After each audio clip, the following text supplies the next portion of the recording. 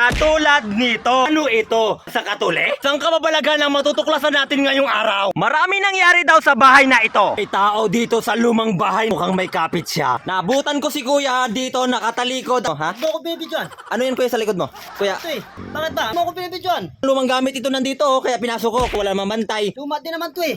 Ako talagang caretaker dito. Ay, caretaker pala kayo, sir! At sa kubong ito, marami din daw namamahinga. Halina't libutin natin. May nakita akong isang ebidensya katulad nito. Pwede rin kayo mag-ahit, pwede rin kayo maglaro-laro habang nakipag-date at pwede rin kayo magduyan-duyan. Katulad nito. Pansin ako may nakaiwan na bag. Walang laman naman ito. Isang bag din. Isang magkabiakang tsinelas din ang aking natuklasan. Isang lupakan din ang aking nadiskubre. May lumang short. Meron din namang jacket ng naiwan dito. Kanino kaya ito? Matapos na pala tayong payagan ni Kuya, papasukin na natin itong loob. Sa pintong ito may kakaiba. Napakahirap na particles na makita. Pasok ko dito sa loob, napakaraming kalat. Pero bubusisiin natin isa-isa yung mga nakikita natin dito sa loob. May mga kinalaman lang sa investigasyon ng ating titingnan. Sa gilid may isang kahon punong-puno ng mga basura at mga pinagamitan na. Nakita din akong lagayan ng itlog. Ang loob na ito ay isang sirang tahanan na. Kaya pinasok ko talaga. Paalam naman tayo. Akyat naman tayo dito sa loob ng bahay. Pinakang kwarto niya. Kita ko ang isang paris na sapatos. Pambata ito. Meron ding isang damit baka doon sa may-ari ito dati. Isang pang eksperimentong bagay na naman ang akin natagpuan. Nito. Ano ito? Sa Katule?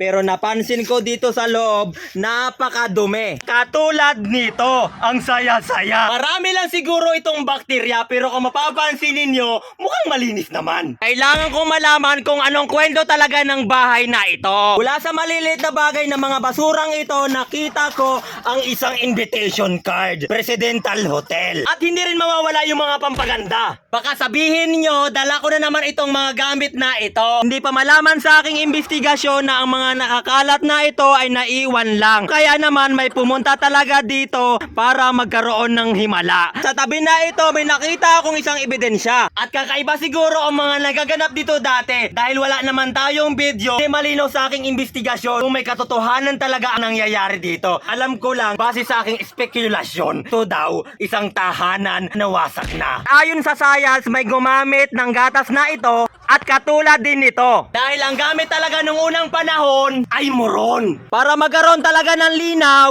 ang puso niyong luhaan. At isang lababo ang kakaiba. Bagaman ang isang lababong ito ay pangkaraniwan lang natin nakikita at aming mga basura tulad niyan maliit na bagay na napansin ko talaga. Kwarto na naman ang ating papasukin ngayon at dito napansin ko agad isang salamin parang si Detective Conan. Ayan, ang saya-saya, ang ganda-ganda. Karaniwang kwarto natagpuan ko isang unan, isang simpleng damit at nakakalat na mga face mask. Kumbol na mga gamot din ang aking nakita. Pero kakaiba ang isang bagay na ito. Hindi ko talaga inaasahan na may ganito sa bahay na ito. Ang saya-saya. Baka pinaglaruan lang ng mga bata o ng mga estudyante na napapadaan dito. Ang boxer o brief na ito ay siguro'y naiwan lamang. Kailangan dalhin sa laboratory ang mga ganito para maimbestigahan. Dahil butas-butas nga ang bahay na ito, pinapatuyo nila ang banig. Libutin na natin ang bahay na ito. Karaniwan na lang ba sa bahay na ang maiiwan dito ay katulad niyan? Meron din akong nakitang mga short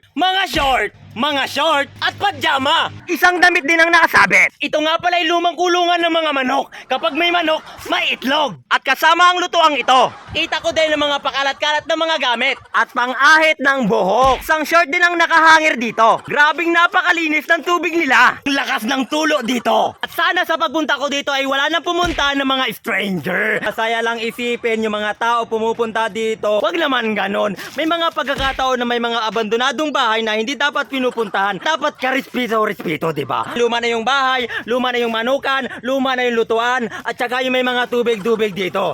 Yung lumang CR nila dito, pasukin natin. Napakasimple ng CR nila. Wala naman dito ang ebidensya akong nakita.